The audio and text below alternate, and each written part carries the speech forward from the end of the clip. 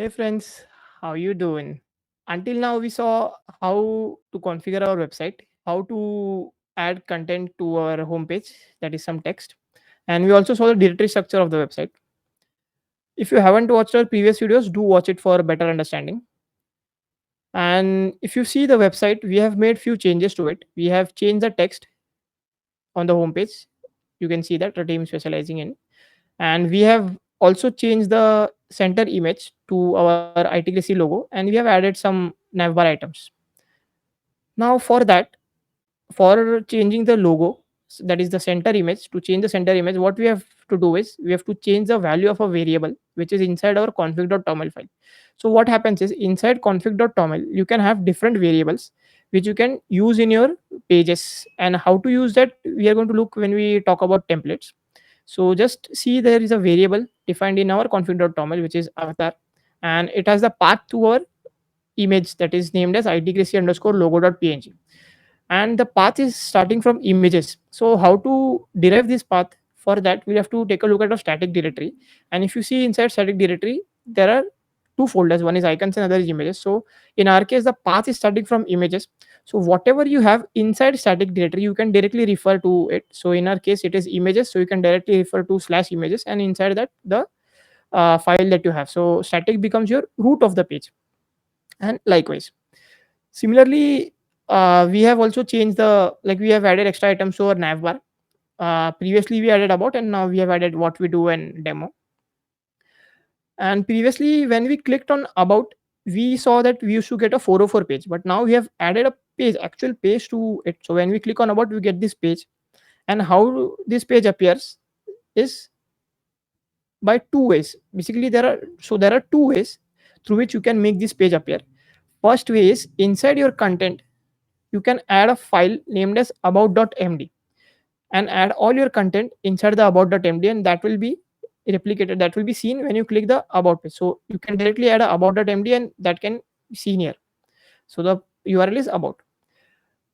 And the other way, second way that we have chosen, or what that we love, is adding a folder by the name of the page. So in our case we have added a folder by the name about, and inside that, to add content we have to add a index.md file.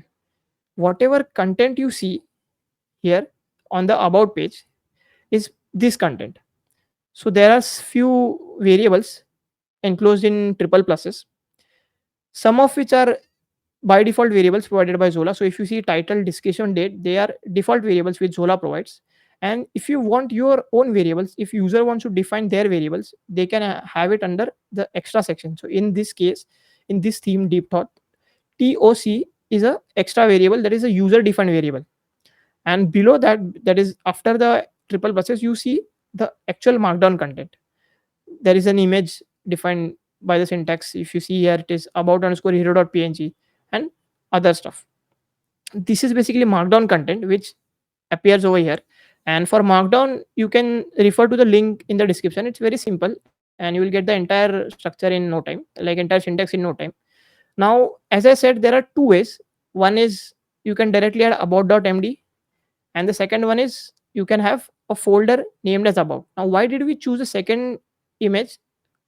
Because we wanted to have more grouping of the image to our content. So in our case, if you see, we have about underscore automation.png and about underscore hero.png in the same folder where the about page is index.md, or inside the about directory.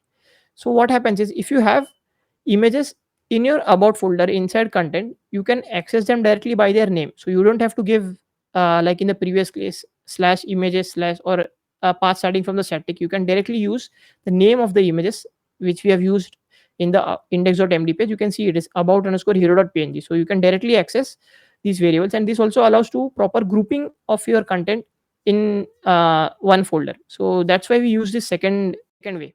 All right. We also added a new navbar item other than about, which was what we do. And if I click on it, you'll see this kind of page. And this is different from the one that you see in about because it's a normal page with some content in it. This is a normal page in Zola, but the what we do that we have created is not a normal one. It's a section page. So how it is different from a normal page is that the section page will list the normal pages. So application development, automation, training, these are our normal pages, and if I click on them, you'll see that it looks somewhat similar to the about page that we had. And a section page lists these normal pages inside it. So it will list its children. And how it is done, we'll take a look. If I go to our website directory, and if I go to content, you'll see we have a directory what we do. Now it is same as about, we just created a directory. You can, in case of sections, you cannot create a normal page like what we do.md and use it, because that will not behave like a section. It will be a normal page like about that we saw. So for section to work, or for a section page, you always need to create a directory like we have done here, what we do. And when you open it, you'll see other folders, same as the about one. We'll take a look at them, but before we have to look at the index.md. But look carefully, this is not just index.md, it is underscore index.md. So creating an underscore index.md tells Zola that you want a section page. Okay, so if I check the underscore index.md file, we don't have any content in it.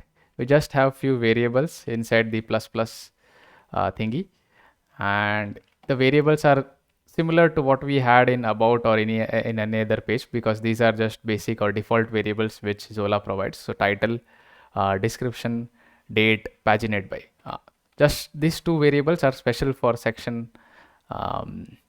What do you say? Section pages. It's not there in normal ones, because normal pages do not list anything, but section pages do list their children. So you have some variables which help you to control how it is going to be listed. So it will be sorted by date. You can give a variable some value, like we want it to be sorted by date, and then you can paginate by 5. Zola provides pagination. So by using this variable, you can say that you want 5 in a page.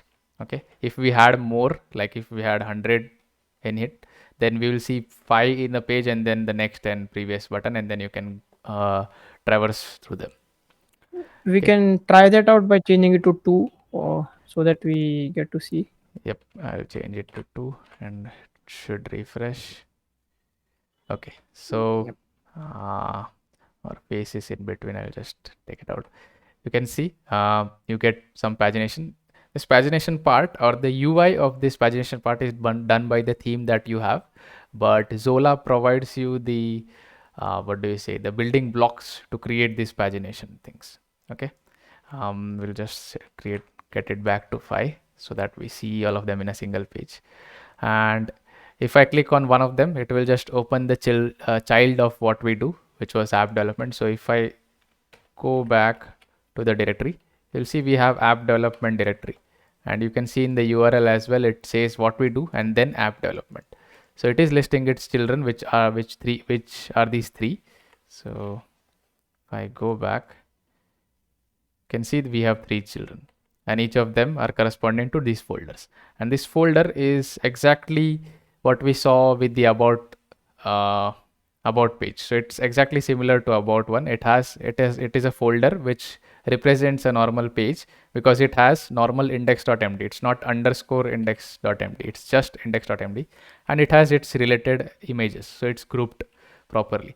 So we can put the images related to that page inside the folder itself, and all the content will be in a proper format and a proper structure.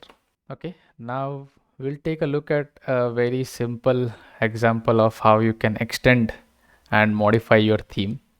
So what do I mean by that? So what if you don't like some part of how the website is displayed, or some things that you don't want to be there? So for example, we don't like this line, IT Gracie published on, and this thing, we don't want these things to be displayed because it's just a normal section. It's not some post or a blog that we have written. So we want to remove this. To do that, we will need to extend our theme and then modify it. So what I mean by that, it's very simple. Don't be afraid of modifying your theme because it's very easy. You just have to go to your themes directory and inside your theme and then go to templates. And here is all the files that which we are using to display our website, right? So these are the files which I used, and I spoke we spoke about which is a normal page, and then what we do, which is a section page. And you can see the same names over here. You have a page.html, you have a section.html. So a section.html is used to display a section page, and page.html is used to display a normal page. So in our case, we want to modify the section page. We don't want to display these things. So what you have to do is take the section.html, open that. You can directly edit this file as well, but we don't recommend to do that, because if you want to update your theme, or if you want to, like, so the theme that you're using, if it has been updated in its repository and if you have some new things in that and you want that to be included in your website, if you modify here and then update it, your modification will be gone. So what you can do is just copy this whole file, the section HTML file, and put that inside your templates directory. So not inside the themes one, your templates directory. Create a new file. So in our case, we have created non-post section.html. So what I did was copied the section.html and added, like, pasted the contents here. Okay. And if I scroll down, we can, I think I already removed it. Okay. So this is the whole content that we copied from section.html from inside the theme that we had, Deep Thought theme. And the part which is displaying this thing, IT Crazy published on, and then this thing is, you have to take a look at the HTML and then try to read and see which part is being displayed by which part here. And it is not very difficult. It's very easy, as we can see that this macro or this div is displaying the page metadata, and then this div is displaying the content metadata, which is here. You can obviously try use the trial and error method. We also did that. We'll delete this div, also this div, and then save this file. And now if I refresh, nothing is happening. This is because we have extended the template from the theme and we have created our own template, but we have not instructed Zola to use that template anywhere. You have not instructed the what we do page to use the template that we have. So what you have to do is go to the content directory that you had. This is inside theme, sorry. Just go to IT Crazy, go to your directory, open the content, and then go to what we do and underscore index.md, which we had created for the section page to appear. You have to open that, and then Zola provides a default variable which is template. So this means that you can use any template in any page, and you just have to give the template name to the page. So I'll override by saying I want to use the non-section page.html. I think that was the name, right? No, it was post-section. Okay, and we'll save it. So what this means is that I want to use the non-post section.html, which we have created inside our templates directory. Since this is a template and we have added inside our templates directory, you don't have to give any path or anything. You just have to give the name of the file that you have created inside the templates directory. And I've done that. If I go back, this has refreshed, and you see the row is now not coming up. So this is a simple example how you can edit and extend your template from the theme and then make your own changes. In the future video, we'll also do some more modifications in the template so that you will understand how it works even in more depth. Also, the same thing for about as well. We saw that we had this row and we don't want it. Now this is not the section page, right? We cannot ask it to use this section template, but we have already created a same non-post page, which we copied from the themes directory, templates. We copied the page.html and then created this non-post page.html where we deleted that same divs that we saw. And now all we have to do is go to our content directory inside about, inside index.md.